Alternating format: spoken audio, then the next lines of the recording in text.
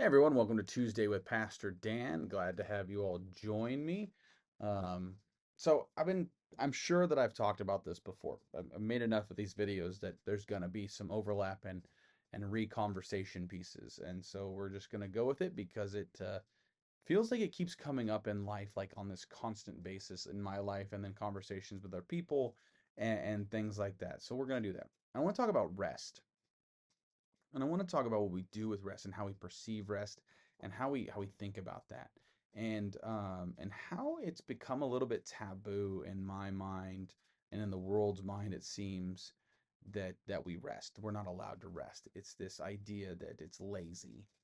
This, you know, laziness that people are going through or whatever it is. I don't know.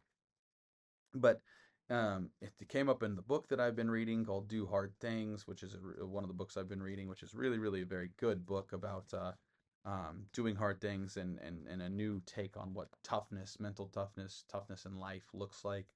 Um, and he talks about this athlete who actually in 63, I believe, or 64 broke, 63 broke was the first American to hold the marathon world record for a long time. Um, and his name was Edelin. And Edelin was a notorious overtrainer.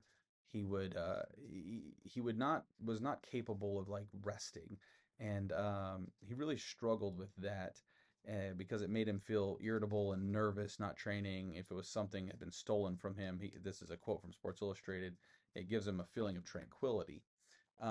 But he had these big races and he would run before them and he would overtrain and he would not be able to do it. And he needed rest, but it didn't work because of his well, his insecurities around it. And then talks about athletes fear that if they're not training, they're falling behind. Their fitness is slowly seeping out of them. And this phenomenon is quite common in high performers. CEOs won't step away for the weekend. We often mask our insecurities with perfectionism and extreme levels of work.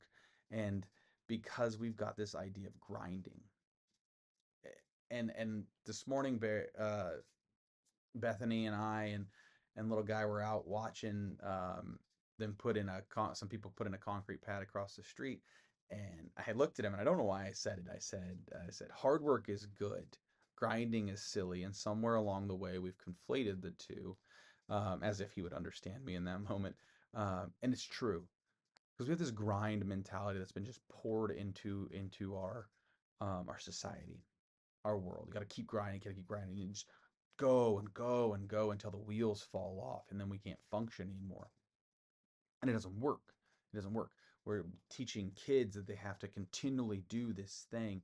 That you go this next travel ball, next thing, next camp, next constant, and they're fatigued and they're destroyed, and their bodies are incapable of recovering because the grind. Well, scientifically, it's not while you're lifting weights or working out that your muscles grow. It's while you're sleeping. So it's in the rest periods. I think it's the same for our social, our mental, our physical, our emotional health. It is in the rest periods that we grow. Jesus rested all the time. All throughout Mark, he leaves to go to a quiet place and rest. Very early in the morning, while it was dark, Jesus got up, left the house, went off to a solitary place to pray. As the news spread about him, more crowds and crowds, Jesus often withdrew to lonely places and quiet places to pray. Jesus rests, God rests on the seventh day. Why do we think that we have to go until we can't go anymore? I don't understand it. It doesn't make sense. If we rest, if we say no to a thing, if we pass on a thing, we're not lazy. We take a day off, we're not lazy. We're taking care of ourselves. Rest is vital to the ability to succeed and to thrive. I'm done surviving. I think we all should be done just surviving. It's time for us as people to thrive. And part of our faith and part of who we are is people who rest. And it looks different for all sorts of people. Rest is not something that is just uniform across the board. It's not just sleeping. It's not just, that's part of it. But there's other ways and restful things that we do, and we have to do it. Stop letting our insecurities and that we're going to miss out or something's going to fall off or we're going to fail or whatever Because I often wonder what I don't often, but now I wonder what Edelon would have been capable of if he wouldn't take 40-minute runs 2 days or a day before a marathon and he had rested and let his training and trusted what was there. I think we don't rest because we don't trust, because we have a fear of something will happen without us or won't happen without us. May we find the ability to step away like Jesus did, to take time, to rest, to breathe, and to re-find ourselves in our faith and our life. Because when we do, we are going to be bigger and bolder and much better for it. May you all be blessed. Look forward to seeing you soon.